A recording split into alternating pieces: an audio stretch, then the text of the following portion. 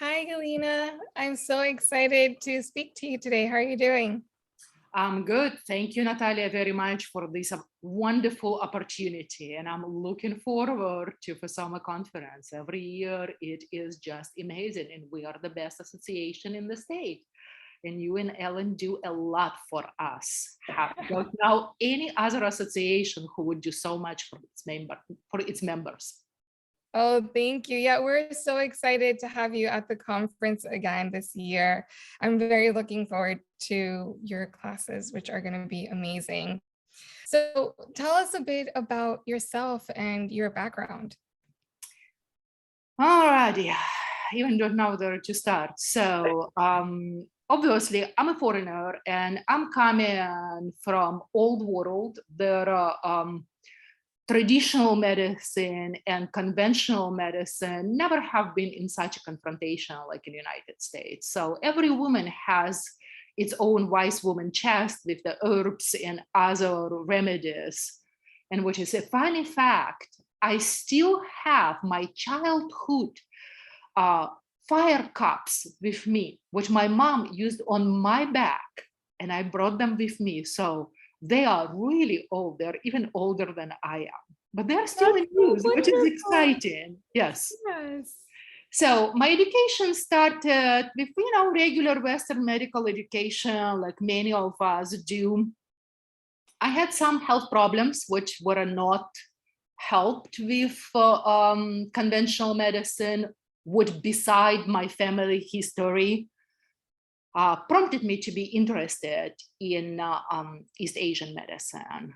And it's happened in life that I was really, really fortunate to have a great chief physician at the hospital that I worked at that time, which allowed me to take a lot of continuing education and find all these referrals for continuing education in traditional medicine, such as acupuncture, herbs, homeopathy. I even practiced and have formal education in hirudotherapy, which is treatment with live leeches. Oh, But wow. yes, balneology and yada yada. So for a long time, I was working in rehabilitative or physical therapy department at the hospital back home in Lithuania. And our physical departments, it's not exercise programs. No, it includes all physical medicine modalities such as acupuncture, massage, chiropractic, and so forth. So Wonderful. after getting married and moving to United States, then I moved here with my great sadness. I have realized that because a lot of my traditional medicine education is a specialization. It's like, for example, medical acupuncture would be here with 300 hours on the top of your standard Western medical education. So it's not going to be transferred in United States. And I did Mm. not want it to practice conventional medicine. Then realizing that, I said, okay, I got to go back to college. And I went to East West College of Natural Medicine in Sarasota, Florida. Love Florida, by the way. I was born in the South, so Florida is speaking to me. Yeah. So I graduated from East West in 2008. We're always sometimes not happy that we have to repeat an education, but in this case, I'm actually really fairly happy because it's allowed to put a concise summary and elaborate on small details and develop more bridge understanding between Eastern and Western medicine. So next important step on my pathway of career development was actually employment by Cleveland Clinic. I worked for over 8 years for Cleveland Clinic in Cleveland, Ohio. And again, I was very fortunate to meet another very, very influential person in my life, which was Jamie Starkey. She, at the time, was licensed acupuncturist and leading acupuncturist and traditional medicine program manager at Cleveland Clinic.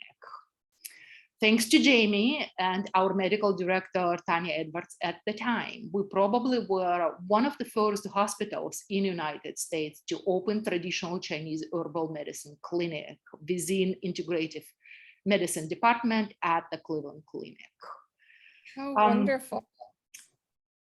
That I cannot underestimate the importance for our entire profession, what gave me this opportunity. Because we practiced custom compounded, full spectrum, pattern-based prescriptions. This would, I don't know any other hospital who would do that to this scale. And our major goal for 7 years while I was running traditional Chinese herbal medicine clinic at the Cleveland Clinic, we spent our time on focusing on developing the model how traditional Chinese herbal medicine has to be practiced in the United States reality in any Western medicine practice. In our private practices, we don't realize how much of documentation, how much of quality control, how much of logistical challenges have to be overcome in the hospital with electronic records and so forth, and try and do not encroach on scope of practice. So major achievement was we separated appointments. Acupuncture appointment is separate, herbal appointment is separate. And I am maintaining this model in my private practice as well. We engaged third-party compounding pharmacy to fulfill our herbal prescriptions, literally as it is in Western medicine, which also allowed us to be logistically profitable for the hospital. Remember, medicine is a business. You have to be logistically profitable. So not having any inventory, not having any time spent on management, revision, maintenance, compounding, dispensing, and so forth is a tremendous achievement. So that's what allowed us to essentially standardize time slots and our record keeping. I think that that probably is one of the biggest. And the last thing which Cleveland Clinic allowed me to do is actually to develop traditional Chinese herbal medicine telehealth practice. We as a Cleveland Clinic opened herbal telehealth clinic in 2019, way before COVID struck. And I had 4 years of time. Then I was asked first time to work on developing how to have it legal and how to have it profitable and how to have it adhering to practice standards. The most important, how to collect pulse and tongue. And those classes are now available on my website for practitioners to take. So that probably is the biggest achievements of my practice. And at the current moment, I'm back to Florida. And 100% of my practice now is traditional Chinese herbal medicine via telehealth. How wonderful that experience and your career with the Cleveland Clinic, the information, the experience that you've attained, the challenges that you faced and overcame, how wonderful it is that you now have all this wisdom and knowledge to be able to and relay back to us as practitioners, whether we're in private practice or we're working with collaborative clinics or even wanting a hospital, currently working in a hospital. The trainings and the resources that you have really are great for everyone across the board, regardless of the business model they have. So tell us a bit about the seminar that you're going to be bringing to the conference this year. So I'm projected to teach two different classes.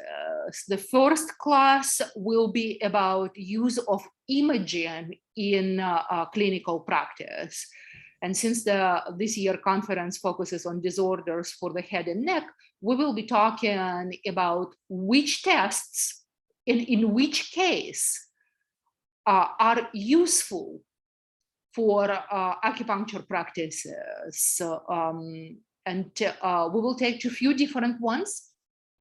The most important, we will navigate how to read a report and how to apply the report findings from the TCM perspective. We also will be talking a little bit about logistics, what is legal to order, what might be financial engagement for the patient, how you can make an agreement with the imaging centers, and the most important, how to understand red flags which require a referral, and in which case you can actually order the tests yourself, and in which case it's better for the patient and for your liability cases to refer the patient. And obviously, how to interpret and how to apply imaging tests from TCM perspective in your practice. And these are both classes. That is the first class. I believe it will be Friday morning class. And the second class, I believe on the schedule, it is a whole day, Sunday. That one is about medical decision in clinical practice and what medical decision actually means. It's not pattern differentiation in any means. Medical decision actually starts at your receptionist. And we will be actually looking what questions your receptionist has to ask patient while scheduling appointments from legal and logistical standpoints of you, for you could determine how long that initial appointment or the follow-up appointment has to be. Effective January 1st, 2021, Centers for Medicare and Medicaid actually released new rules how our exam is paid. And it's paid based on medical necessity. So we will learn how much information we need to gather dependent on the level of difficulty. You know, not that long time ago, it actually was an article in Acupuncture Today, then one of the practitioners was expressing her concerns why she has the same amount of time allocated for the exam of simple ankle sprain and more complicated multiple comorbidities case scenario. And it does not have to be the same in any means. We're reimbursed differently. So that for us is very, very important. We don't have to ask all 10 asking songs. We don't have to do all evaluation in the short period of time. Not at all. So we will take a look at that very specifically. What amount of information to gather, how determined, what amount of examination to do, how to write it in the SOAP note. Do you want to do a Western review of systems? Do you want to do Eastern review of systems? How many systems you need to review? And we also will take a look how properly use legal language, which will protect you within the SOAP note. We also will take a look at how correctly record Western ICD-10 in correlation with Eastern Chapter 26 from ICD-11 pattern differentiation codes. We will navigate how properly record herbs in your notes, what information about herbs has to be in your notes, independently, are they patent or custom? formulas. And of course, we will look very strongly again through legal defense for you, which after visit summary recommendations needs to be given to the patient. And we will take a look at how these records can be maintained paper, and we will take a look how these records can be maintained electronically. So, but that is a big class. So that's something which is very, very important, because we do need to remember that our notes are written, first of all, for a lawyer, second, for insurance biller, third, for the patient, because patient has a legal right to their notes now, and we are obligated to share it with the patient via HIPAA compliant pathways.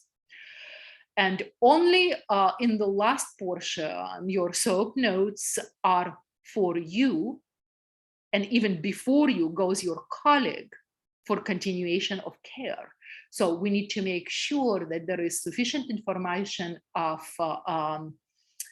intake and your pattern differentiation, your thinking, because medical decision making, it's a thinking on paper, what you need to write down for your colleague could resume care. This is a very complete class that you're offering. Yeah. And the thing that I enjoy about it most is that it's also for your practice management. It's to keep your practice safe, you Absolutely. safe, but also you're learning how to medical decision making. Absolutely. Medical decision, get paid appropriately to amount of effort which you have put in seeing the patient, because different amount of time is a different reimbursement. And I understand that it's maybe not that actual for those of us who don't bill insurance yet. But the world is going that way, that especially acupuncture services, in 99% will be insurance paid in the nearest future. It's all going that way. So we need to learn how to make our medical decision and to differentiate the patterns and put the proper traditional medicine diagnosis while gathering the information appropriate way. SOAP notes or the records, standardized records, they do not limit what you do in any means. They just structurize how you write down what you did. And why it's important, especially in regards of traditional pattern differentiation. In new ICD-11, which soon will be coming, and it's very important for us to start learning it now.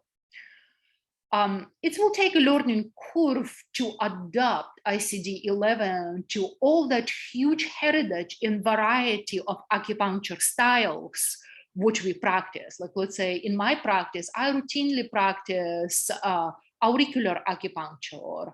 I do scalp acupuncture. I love Japanese acupuncture. I use Korean style sujok and obviously a traditional style too. So they're very, very different. And treatment principle is very, very different.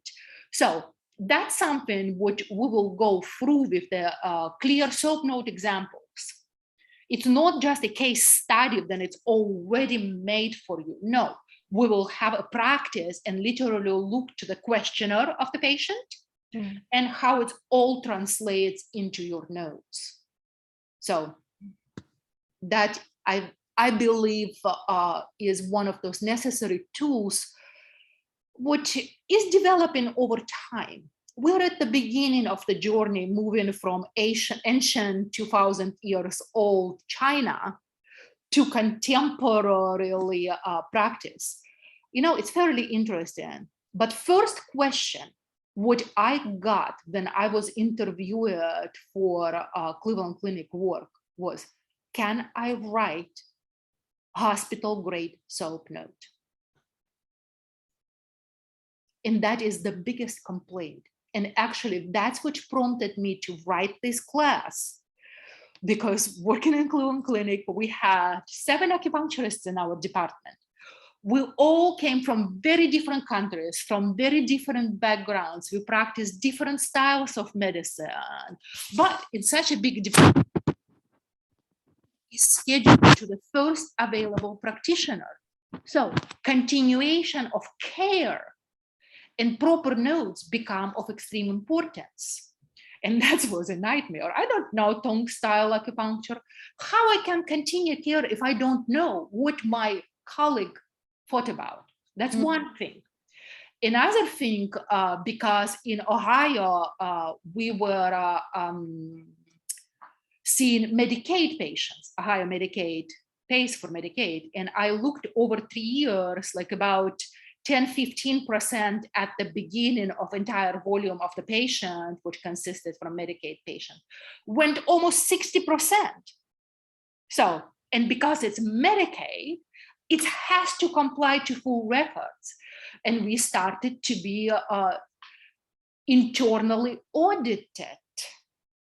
For last 2 years, every quarter, internal audit was pulling 10 out of my random notes and making comments.